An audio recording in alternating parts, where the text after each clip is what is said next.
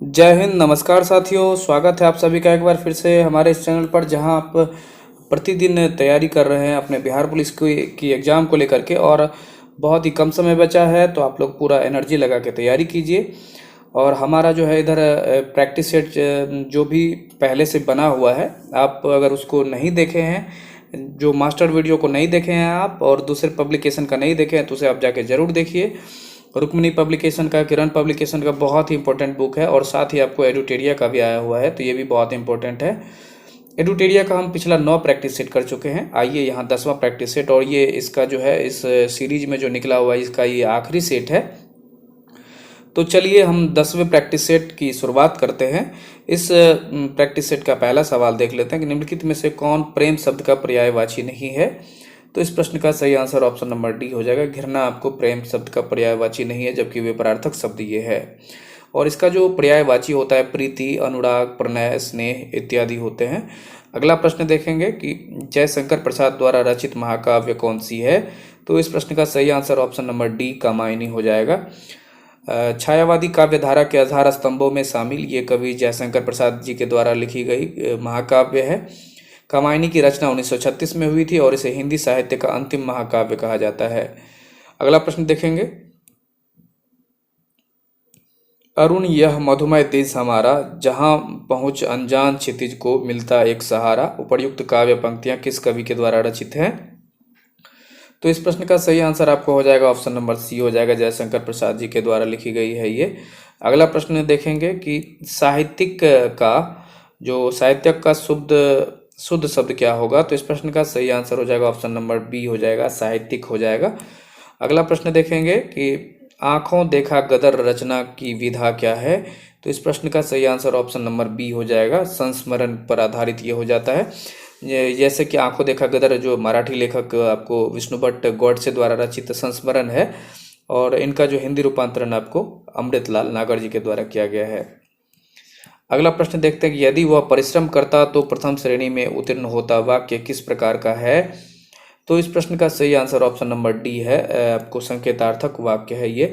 प्रश्नोक्त वाक्य संकेतार्थ वाक्यों का उदाहरण है। जिन वाक्यों में एक क्रिया का होना दूसरी क्रिया पर निर्भर करता है, उन्हें संकेतार्थ वाक्य कहते हैं। इस प्रकार के वाक्यों में कार्य पूरा होने के लिए शर्त सी होती है।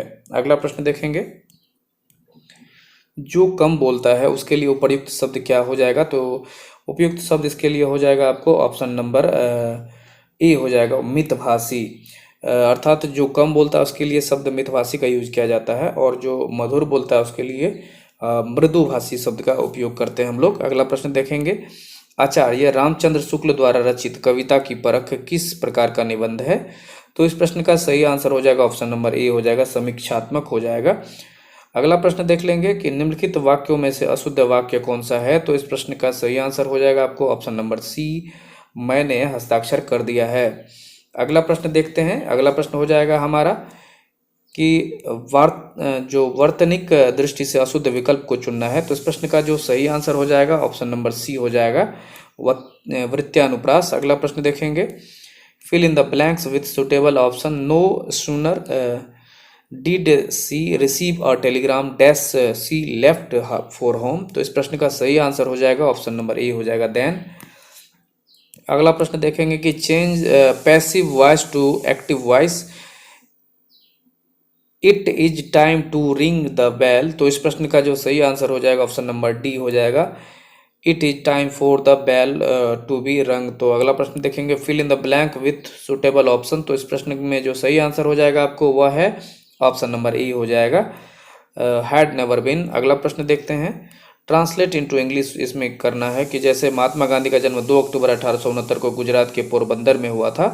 तो इस प्रश्न का जो ट्रांसलेशन हो जाएगा ये होगा option number B, Mahatma Gandhi was born at Porbandar in Gujarat on 2 October 1869। अगला प्रश्न देखेंगे। Identify the correct tense in the given sentence. तो अगला प्रश्न इसका जो ये सही आंसर हो जाएगा 15 नंबर का ऑप्शन नंबर डी हो जाएगा, पास्ट परफेक्ट कंटिन्यूअस टेंस हो जाएगा इसमें।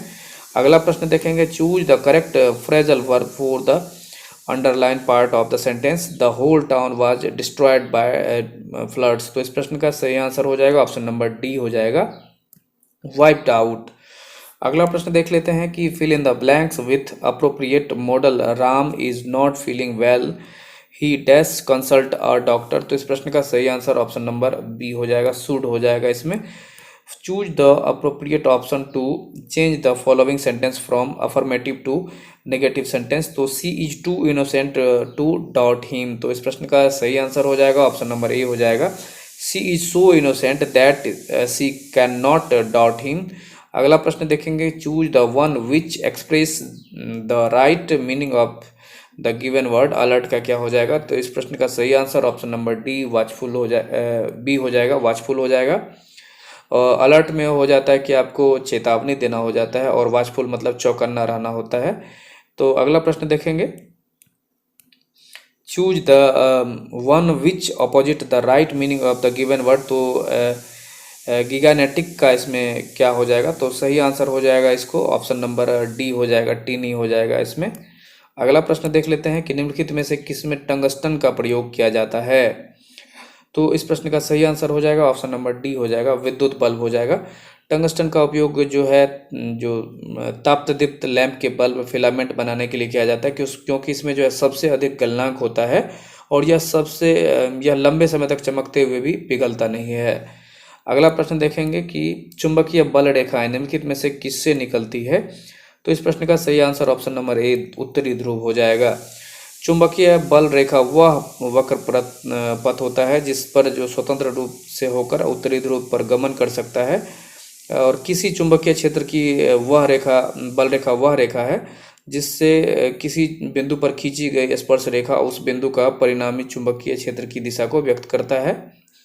अगला प्रश्न देख लेते हैं कि प्रकाश का प्रकीर्णन देखा जा सकता है कहाँ। तो इस प्रश्न का सही आंसर ऑप्शन नंबर आपको देखिए कि डी हो जाएगा इसमें, सूर्योदय की समय सूर्य की लालिमा में, सूर्यास्त के समय सूर्य की लालिमा, और आकाश के नीले रंग में। जब प्रकाश किसी ऐसे माध्यम से गुजरता है जिसमें धूल तथा पदार्थ के अत्यंत सूक्ष्म कण होते हैं, तो इनके द्वारा प्रकाश सभी दिशाओं में प्रसारित हो जाता है, जिसके कारण प्रकाश की प्रकीर्णन हो जाती है, और इसे प्रकाश की प्रकीर्णन कहते हैं। और प्रकाश की प्रकीर्णन के कारण जो होने वाली घटनाएं, जैसे आकाश का नीला रंग प्रकाश के कारण से ही प्रकीर्णन के कारण से ही दिखाई देता है। अगला प्रश्न देखेंगे, मानव आँख में जो है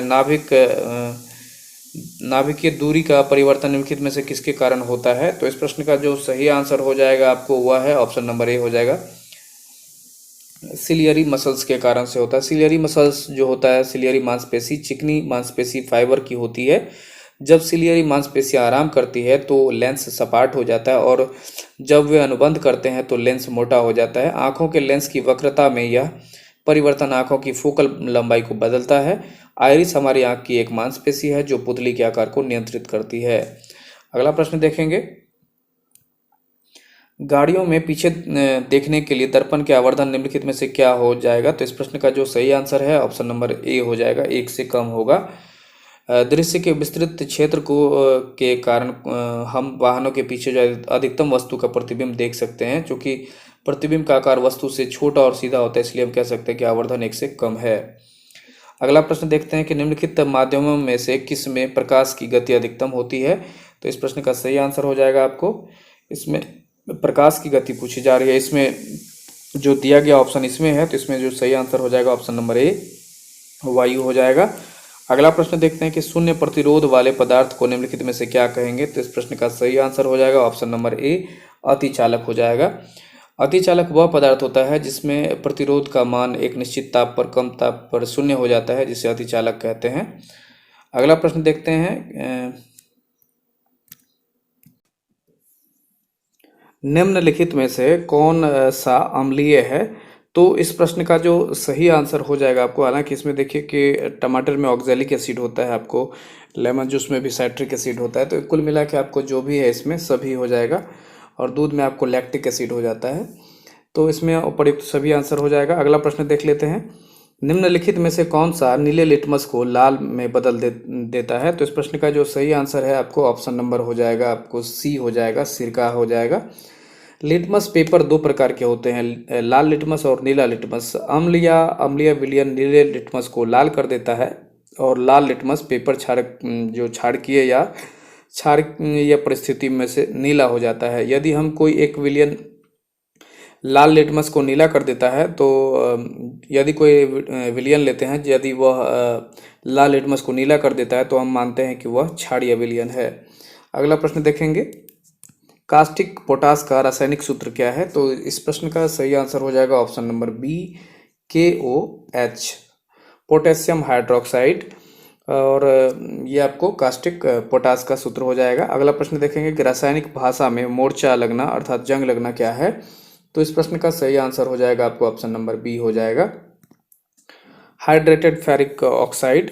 अगला प्रश्न देखेंगे कि इसमें क्या होता है कि लोहे ऑक्सीजन के साथ प्रतिक्रिया करके नमी के संपर्क में आता है और ये रासायनिक पदार्थ बनाता है जो भूरे रंग का होता है, जिसे हम जंग लगना कहते हैं।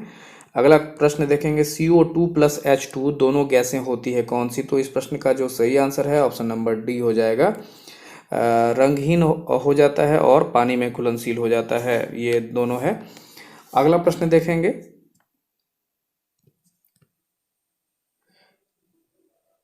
वसा युक्त भोजन जो है बासी या गंधयुक्त हो जाते हैं, बताइए निम्नलिखित में से किस क्रिया के कारण ऐसा होता है?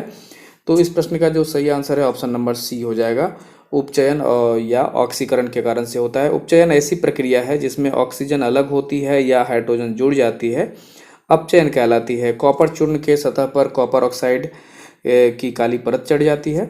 अगला प्रश्न देखेंगे, ये तो अपचयन हो गया। उपचयन में होता क्या है कि किसी अभिक्रिया में अगर पदार्थ का उपचयन तब होता है जब उसमें ऑक्सीजन की वृद्धि या हाइड्रोजन का ह्रास होता है, तो ये उपचयन होता है और ये उपचयन के कारण से ही होता है।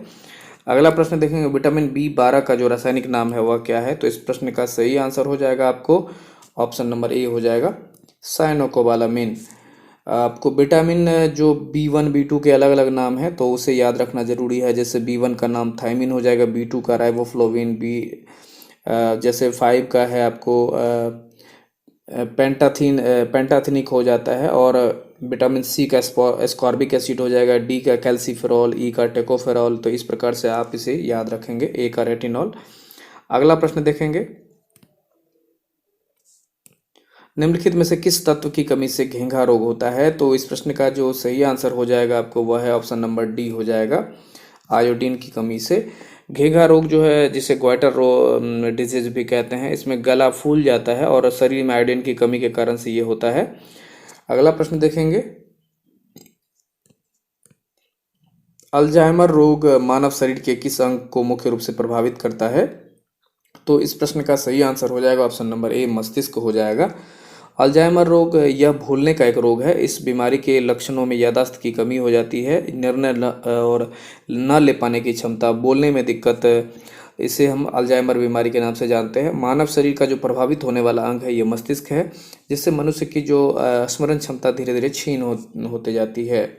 अगला प्रश्न देखते हैं, निम्नलिखित में नदियों में से कौन सी एक पंच नद में सम्मिलित नहीं है? तो इस प्रश्न का जो सही आंसर हो जाएगा आपको वह है ऑप्शन नंबर बी हो जाएगा, सिंधु हो जाएगा। ये आपको पंचनद में शामिल नहीं है। पंचनद में सिंधु के बाएं किनारे पर स्थित 5 नदियां शामिल है। वे सिंधु की सहायक नदियां हैं और इनका उद्गम जो है आपको हिमालय से ही होता है, जैसे झेलम, चिनाब, रावी, व्यास और सतलज। अगला प्रश्न देखेंगे, 15वें वित्त आयोग की सिफारिश निम्नलिखित में से किस काल के लिए है? तो इस प्रश्न का जो सही आंसर है आपको ऑप्शन नंबर सी हो जाएगा, आपको 2021-22 से 25-26 के लिए है। अगला प्रश्न देखेंगे कि भारतीय संविधान की 6ठी अनुसूची में स्वायत्त जिला परिषद की व्यवस्था उत्तर पूर्व भारत के निम्नलिखित में से किस राज्य पर लागू नहीं होती है? तो इस प्रश्न का सही आंसर हो जाएगा ऑप्शन नंबर डी, नागालैंड के लिए हो जाएगा। केवल 4 राज्य के हिस्से असम, जैसे त्रिपुरा, मेघालय और मिजोरम ही भारत के संविधान की 6ठी अनुसूची के अंतर्गत आते हैं। मणिपुर का कोई भी हिस्सा 6ठी अनुसूची के अंतर्गत नहीं आता है। अगला प्रश्न देखेंगे, इनकलाब जिंदाबाद का नारा किसने दिया था? तो इस प्रश्न का सही आंसर हो जाएगा option number D, Bhagat Singh. इनकलाब जिंदाबाद का नारा भगत सिंह के द्वारा दिया गया था, और जय हिंद का नारा सुभाष चंद्र बोस के द्वारा दिया गया, और दिल्ली चलो का नारा तुम मुझे खून दो मैं तुझे आज़ादी दूंगा, ये भी सुभाष चंद्र बोस जी के द्वारा दिया गया था। महात्मा गांधी जी के द्वारा जो नारा दिया गया था करो या मरो का आह्वान भारत छोड़ो आंदोलन के द्वारा दिया गया, लेकिन ये नारा जो है लिख के आपको यूसुफ मेहर अली के द्वारा दिया गया था, अंग्रेजों भारत छोड़ो। अगला प्रश्न देखेंगे, अंतर्राष्ट्रीय महिला दिवस किस तिथि को मनाया जाता है? तो इस प्रश्न का सही आंसर हो जाएगा आपको ऑप्शन नंबर ए 8 मार्च हो जाएगा। अंतर्राष्ट्रीय महिला दिवस आपको हर वर्ष 8 मार्च को मनाया जाता है। विश्व के विभिन्न क्षेत्रों में महिलाओं के प्रति सम्मान, प्रशंसा और प्यार प्रकट करने के लिए इस दिन को महिलाओं के आर्थिक, राजनीतिक और सामाजिक उपलब्धियों के उपलक्ष्य में इस उत्सव के तौर पर मनाया जाता है। अगला प्रश्न देखेंगे, नेताजी सुभाष चंद्र बोस राष्ट्रीय खेल संस्थान कहाँ स्थित है? तो इस प्रश्न का सही आंसर हो जाएगा ऑप्शन डी पटियाला हो जाएगा। नेताजी सुभाष चंद्र बोस राष्ट्रीय खेल संस्थान पटियाला में स्थित है, जिसकी स्थापना 1961 में हुई। अगला प्रश्न देखेंगे कि वेलिंगटन कप का संबंध किस खेल से है? तो इस प्रश्न का सही आंसर हो जाएगा ऑप्शन सी हॉकी हो जाएगा। कुछ खेल और उनसे संबंधित ट्रॉफी आपको याद रखना जरूरी है, जैसे हॉकी का वेलिंगटन कप है, आगा खां कप है, ध्यानचंद ट्रॉफी है, रंगास्वामी कप है। फुटबॉल के लिए अगर कुछ याद रखना है आपको तो वह है Durand cup, Roberts cup, Santosh trophy, Merdeka cup. इसी प्रकार आपको क्रिकेट के कुछ हैं, जैसे Ranji trophy, Rani trophy, Duleep trophy, Deodhar trophy. तो ये सब जो है आपको ये थोड़ा सा याद रखना जरूरी है, इनसे प्रश्न पूछे जाते रहते हैं। अगला प्रश्न देखेंगे, निम्नलिखित शब्दों में से कौन सा शब्द इंटरनेट कार्य प्रणाली से संबंधित है? तो इस प्रश्न का सही आंसर हो जाएगा आपको, देखिए ये www ये जो टिम बर्नर्स-ली के द्वारा वर्ल्ड वाइड वेब की स्थापना की गई, और ये HTTP जो हाइपर टेक्स्ट ट्रांसफ़र प्रोटोकॉल है, और ये है आपको ईमेल है। कुल मिला के इंटरनेट से सारे शब्द संबंधित है। तो इस प्रश्न का सही आंसर आपको ऑप्शन नंबर डी हो जाएगा। अगला प्रश्न देख लेते हैं, फ्रंटियर गांधी किसे कहा जाता है? तो इस प्रश्न का सही आंसर हो जाएगा आपको ऑप्शन नंबर बी हो जाएगा, खान अब्दुल गफ्फार खान। खान अब्दुल गफ्फार खान को फ्रंटियर गांधी या सीमांत गांधी कहा जाता है। वे पहले गैर भारतीय हैं जिन्हें भारत रत्न का सम्मान आपको 1987 में दिया गया। अगला प्रश्न देखते हैं, भारत के राष्ट्रीय कैलेंडर का पहला मास कौन सा है? तो इस प्रश्न का सही आंसर हो जाएगा आपको ऑप्शन नंबर डी हो जाएगा, चैत्र हो जाएगा। जो हमारा जो राष्ट्रीय कैलेंडर ये हिंदी कैलेंडर के बारे में दिया गया है। चैत, बैसाख, जेठ, आषाढ़, सावन, भादो, आश्विन, कार्तिक, अगन, पूस, माघ और फागुन, ये सब आपको हिंदी के कैलेंडर हैं। अगला प्रश्न देखेंगे, भारतीय संविधान में कितने अध्याय हैं? तो इस प्रश्न का सही आंसर हो जाएगा ऑप्शन नंबर सी हो जाएगा, 22 अध्याय हैं। भारतीय संविधान को जब 26 नवंबर 1949 को संविधान सभा द्वारा पारित किया गया, तब इसमें कुल 22 भाग, 395 अनुच्छेद और 8 अनुसूचियाँ थी। वर्तमान समय में इसमें 22 भाग हैं और 395 अनुच्छेद और 12 अनुसूचियाँ हैं, और इसमें जो अनुच्छेद हैं सब टाइटल में हो गए, जैसे ABCD करके बढ़ के बहुत सारे अनुच्छेद अभी बढ़ गए हैं। अगला प्रश्न देखेंगे, फेसबुक के संस्थापक कौन है? तो इस प्रश्न का जो सही आंसर हो जाएगा ऑप्शन नंबर ए मार्क जुकरबर्ग हो जाएगा। फेसबुक की स्थापना जो है मार्क जुकरबर्ग के द्वारा जो है 2004 में किया गया था। माइक्रोसॉफ्ट के संस्थापक बिल गेट्स, एप्पल के संस्थापक स्टीव जॉब्स, टाटा के संस्थापक जमशेदजी टाटा और ट्विटर के संस्थापक इवान विलियम्स। अगला प्रश्न देखेंगे, निम्नलिखित में से कौन सी नृत्य शैली केरल से संबंधित नहीं है? तो इस प्रश्न का सही आंसर हो जाएगा ऑप्शन नंबर ए भारतनाट्यम हो जाएगा। अगला प्रश्न देखेंगे, भारतनाट्यम का संबंध आपको तमिलनाडु से है। अगला प्रश्न देखेंगे, भारत में विधि निर्मात्री सर्वोच्च निकाय कौन सा है? तो इस प्रश्न का जो सही आंसर हो जाएगा ऑप्शन नंबर ए संसद हो जाएगा। भारत में विधि निर्माण के लिए जो सबसे सर्वोच्च निकाय वो आपको संसद है। अगला प्रश्न है, सिली पॉइंट किस खेल से संबंधित है? तो इस प्रश्न का जो सही आंसर हो जाएगा आपको वह है ऑप्शन नंबर डी क्रिकेट हो जाएगा। अगला प्रश्न देखते हैं कि सूरत जो है किस नदी के तट पर स्थित है? तो जो आपको नदी के तट पर स्थित जो शहर है उनको भी थोड़ा सा याद रखना जरूरी है। तो सूरत आपको जो है इसका सही आंसर हो जाएगा ऑप्शन नंबर बी हो जाएगा, ताप्ती नदी के तट पर। अगर आपको पूछा जाए गोरखपुर तो वो आपको राप्ती नदी के तट पर हो जाएगा। इसी प्रकार से आप उसको याद रखेंगे, जैसे सूरत ताप्ती नदी के तट पर, जबलपुर नर्मदा नदी, जमशेदपुर स्वर्ण रेखा, और इसी प्रकार से बहुत सारे जो है उसको याद रखेंगे। अगला प्रश्न देख लेते हैं, यूनिवैक उदाहरण है किस चीज़ का? तो इस प्रश्न का जो सही आंसर हो जाएगा आपको ऑप्शन नंबर बी हो जाएगा, दूसरी पीढ़ी के कंप्यूटर का,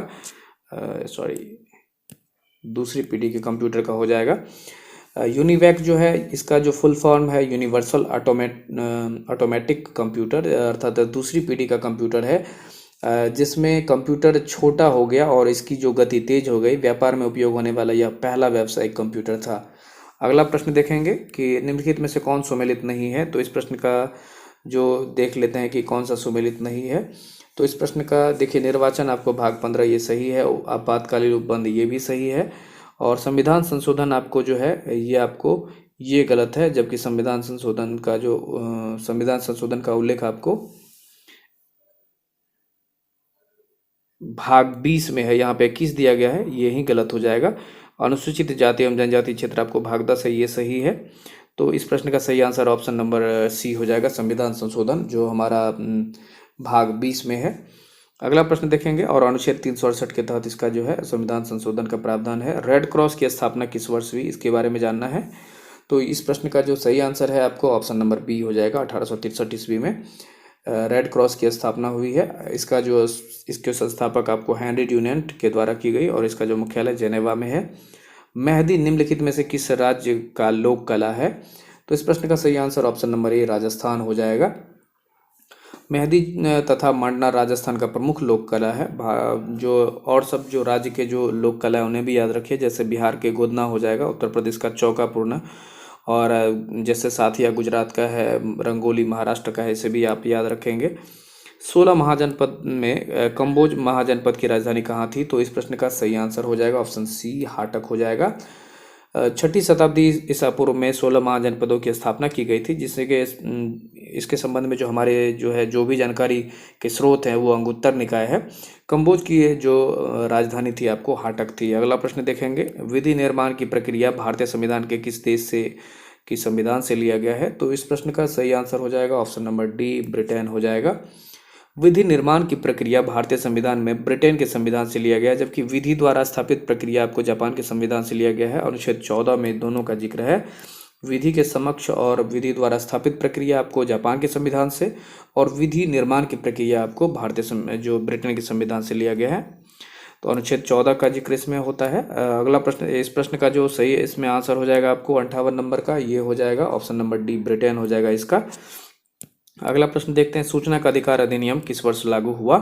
तो इस प्रश्न का जो सही आंसर हो जाएगा आपको ऑप्शन नंबर सी, 2005 हो जाएगा। आरटीआई का जो है राइट टू इन्फॉर्मेशन। अगला प्रश्न देखेंगे, अष्टदिग्गज निम्नलिखित में से किस विजयनगर शासक के दरबार को सुशोभित करते थे। तो इस प्रश्न का जो सही आंसर हो जाएगा आपको वह है ऑप्शन नंबर डी हो जाएगा, कृष्णदेव राय। कृष्णदेव राय के दरबार में तेलुगु साहित्य के जो है 8 सर्वश्रेष्ठ कवि रहते थे, जिन्हें अष्टदिग्गज कहा जाता था। इनके नाम थे अल्लासानी, पेदन्ना, और बहुत जैसे कि भट्ट मूर्ति और मैयागिरी मल्लन, और बहुत सारे जो भी थे। और अष्टप्रधान का अगर आप बात करें तो शिवाजी के दरबार में वो सब थे, और अष्टदिग्गज आपको कृष्णदेव राय के दरबार में थे। अगला प्रश्न देखेंगे, निम्नलिखित में से कौन एक शीत मरुस्थल है। तो इस प्रश्न का सही आंसर हो जाएगा ऑप्शन बी, लद्दाख हो जाएगा। लद्दाख एक प्रकार का शीत मरुस्थल है, यह कश्मीर हिमालय का भाग है। करेवा निक्षेप जो है कश्मीर घाटी की एक विशिष्ट विशेषता है, जिसमें गाद, बालू और चिकनी मिट्टी का मिश्रण विद्यमान है। करेवा मिट्टी में मूलतः केसर की खेती की जाती है। अगला प्रश्न देखेंगे, अंतर्राष्ट्रीय सीमा शुल्क दिवस प्रतिवर्ष कब मनाया जाता है। तो इस प्रश्न का जो सही आंसर हो जाएगा ऑप्शन नंबर बी, 26 जनवरी को हो जाएगा। अंतर्राष्ट्रीय सीमा शुल्क दिवस 26 जनवरी को मनाया जाता है। इसी दिन हम लोग अपना गणतंत्र दिवस भी मनाए जाते हैं, और इसका जो मुख्यालय आपको पूछा जाएगा, अंतर्राष्ट्रीय सीमा शुल्क से संबंधित मुख्यालय आपको ब्रुसेल्स में है। अगला प्रश्न देखेंगे, विधान परिषद का सदस्य बनने हेतु न्यूनतम आयु क्या होना चाहिए। तो इस प्रश्न का जो सही आंसर है ऑप्शन नंबर बी, 30 वर्ष होना चाहिए। अगला प्रश्न देखेंगे कि निम्नलिखित को सुमेलित कीजिए। तो इसमें सुमेलित करना है। तो इस प्रश्न का जो सही आंसर है आपको ये हो जाएगा 1, 2, ए का 1, बी का 2 और सी का 4। खाली ए का 1 इसमें खैतरी तांबा के लिए प्रसिद्ध है, बी जो है आपको नवेली लिग्नाइट के लिए, और जादूगर आपको यूरेनियम के लिए, और कुदरत मुख जो है आपको लोहा के लिए प्रमुख स्थान है। तो इस प्रकार जो है इस प्रश्न का सही आंसर ऑप्शन नंबर बी हो गया। अगला प्रश्न देखते हैं, कृष्ण छिद्र जो सिद्धांत के प्रतिपादक थे कौन थे। तो इस प्रश्न का जो सही आंसर हो जाएगा आपको वह है ऑप्शन नंबर ए हो जाएगा, एस चंद्रशेखर। इसमें जो कृष्ण छिद्र के जो सिद्धांत के प्रतिपादक एस चंद्रशेखर को माना जाता है, और इसमें क्या होता है कि कृष्ण विवर या ब्लैक होल की अवधारणा को स्पष्ट किया गया है, और इतना शक्तिशाली गुरुत्वाकर्षण वाला क्षेत्र ये होता है जिसके खिंचाव से प्रकाश भी वंचित नहीं रहते हैं, और यह अपने ऊपर से पड़ने वाली प्रकाश को भी अवशोषित करते हैं, और यह ब्रह्मांड का ऐसा क्षेत्र है जहां सिर्फ और सिर्फ अंधकार होता है। अगला प्रश्न देखेंगे, तारों के मध्य दूरी ज्ञात करने की इकाई क्या है? तो इस प्रश्न का जो सही आंसर है आपको वह है ऑप्शन नंबर बी, प्रकाश वर्ष हो जाएगा।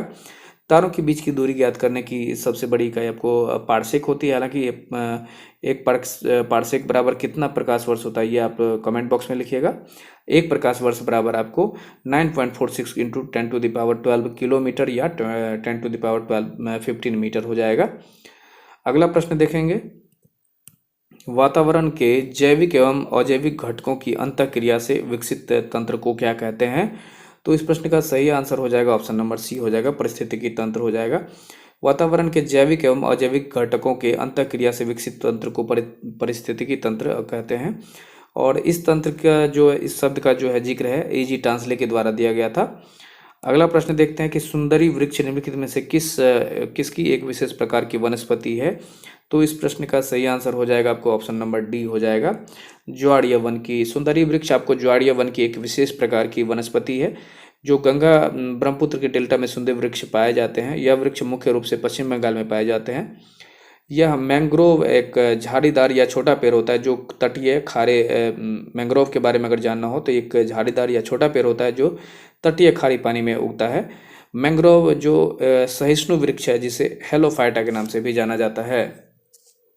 मैंग्रोव की एक विशेषता ये है कि इसमें जो है ये आपको कम ऑक्सीजन की स्थितियों के लिए भी अनुकूल होते हैं। अगला प्रश्न देखेंगे, निम्नलिखित में से कौन सा हिमनद सबसे बड़ा है? तो इस प्रश्न का सही आंसर हो जाएगा आपको ऑप्शन नंबर ए, सियाचिन हो जाएगा।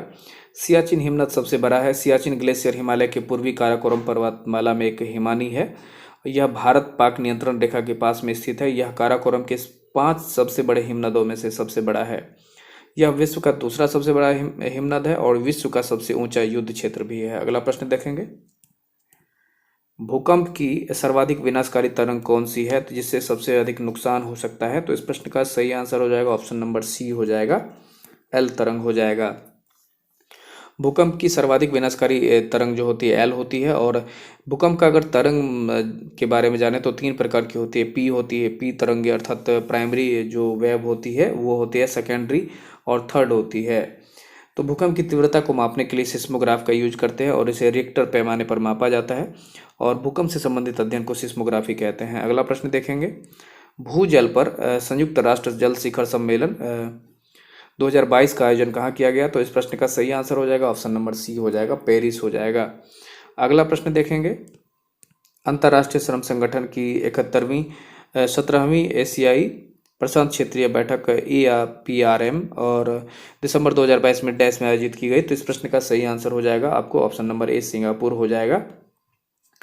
अंतर्राष्ट्रीय श्रम संगठन की 17वीं एशियाई प्रशांत क्षेत्रीय बैठक जो है APRM की जो है दिसंबर 2022 में सिंगापुर में बैठक आयोजित की गई थी। अगला प्रश्न देखेंगे, दोहा में आयोजित एशियाई स्नूकर चैंपियनशिप 2023 का खिताब किसने जीता? तो इस प्रश्न का सही आंसर हो जाएगा option number B, Pankaj Advani. Doha में आयोजित एशियाई स्नूकर चैंपियनशिप 2023 का खिताब पंकज आडवाणी के द्वारा जीत लिया गया। अगला प्रश्न देखेंगे, पहली बार भारतीय नौसेना दिवस जो है राष्ट्रीय राजधानी दिल्ली के बाहर कहाँ पे आयोजित किया गया? तो इस प्रश्न का सही आंसर हो जाएगा ऑप्शन नंबर बी, विशाखापट्टनम हो जाएगा। पहली बार ये ऐसा आयोजन किया गया है विशाखापट्टनम में, वो भी दिल्ली के बाहर में। अगला प्रश्न देखते हैं, विश्व मृदा दिवस 2022 का थीम क्या है? तो इस प्रश्न का सही आंसर हो जाएगा option number A, soils where food begins. तो अगला प्रश्न देखेंगे, जो किस संस्था ने अपना पहला वार्षिक state of global water resource 2021 की रिपोर्ट जारी की है? तो इस प्रश्न का सही आंसर हो जाएगा ऑप्शन नंबर डी, WMO संस्था के द्वारा अपने पहली वार्षिक state of global water resources report 2021 जारी किया गया है। अगला प्रश्न देखते हैं, दिव्यांग के लिए एक अलग विभाग का उद्घाटन करने वाला भारत का पहला राज्य कौन है? तो इस प्रश्न का सही आंसर हो जाएगा ऑप्शन सी, महाराष्ट्र हो जाएगा। महाराष्ट्र सरकार के द्वारा दिव्यांग के लिए एक अलग विभाग उद्घाटन करने के साथ ही ये भारत का पहला राज्य बन गया है। अगला प्रश्न देख लेते हैं, हाल ही में डैश में अपनी तरह का पहला जनजातीय शीतकालीन महोत्सव आयोजित किया गया। तो इस प्रश्न का जो सही आंसर हो जाएगा ऑप्शन नंबर ए, जम्मू कश्मीर हो जाएगा। जम्मू कश्मीर में अपनी तरह का पहला जनजातीय शीतकालीन महोत्सव आयोजित किया गया। अगला प्रश्न देखेंगे कि हाल ही में किस राज्य सरकार ने 1 डिस्ट्रिक्ट 1 स्पोर्ट्स योजना की शुरुआत की है? तो इस प्रश्न का सही आंसर हो जाएगा आपको वह है ऑप्शन नंबर डी हो जाएगा, उत्तर प्रदेश के द्वारा। इसमें आपको उत्तर प्रदेश सरकार के द्वारा वन डिस्ट्रिक्ट वन स्पॉट योजना की शुरुआत की गई है। अगला प्रश्न देखेंगे कि हाल ही में विदेशों में प्रवासी कामगारों को $100 अरब का प्रेषण प्राप्त करने वाला दुनिया का पहला देश कौन सा बन गया है? तो इस प्रश्न का सही आंसर ऑप्शन ए भारत हो जाएगा कि विदेश में जो प्रवासी कामगार हैं उसमें $100 अरब का प्रेषण प्राप्त करने वाला दुनिया का पहला देश बन गया है। अगला प्रश्न देखते हैं कि कोलंबिया में आयोजित भारोत्तोलन विश्व चैंपियनशिप में मीराबाई चानू ने कौन सा पदक जीता है? तो इस प्रश्न का जो सही आंसर है ऑप्शन बी रजत हो जाएगा। अगला प्रश्न देखेंगे कि फीफा विश्व कप जो है 2022 में सर्वाधिक गोल करने वाले खिलाड़ी का गोल्डन बूट पुरस्कार से किसे प्रदान किया गया? तो इस प्रश्न का सही आंसर है ऑप्शन नंबर डी हो जाएगा, किलियन एम्बापे हो जाएगा। फीफा विश्व कप 2022 में सर्वाधिक गोल करने वाले खिलाड़ी को ये बूट प्रदान किया गया है, किलियन एम्बापे को। गोल्डन बूट पुरस्कार ये फ्रांस के खिलाड़ी हैं। अब अगला प्रश्न देखते हैं, ये मैथ का सवाल है। इस प्रकार ये प्रैक्टिस सेट भी समाप्त हुआ और इस प्रैक्टिस सेट के समाप्त होने के साथ ही हमारा ये आज का 10वां और इसका जो है एडुटेरिया का ये आखिरी सेट था।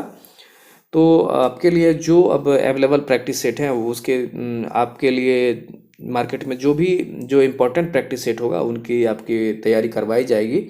तो आप निश्चिंत होकर आप लोग जी जान लगा के प्रयास करते रहिए, तैयारी करते रहिए। हम आपसे जो भी संभव होगा उसकी तैयारी करवाते रहेंगे। मिलेंगे आपसे एक नई वीडियो में, तब तक के लिए जय हिंद।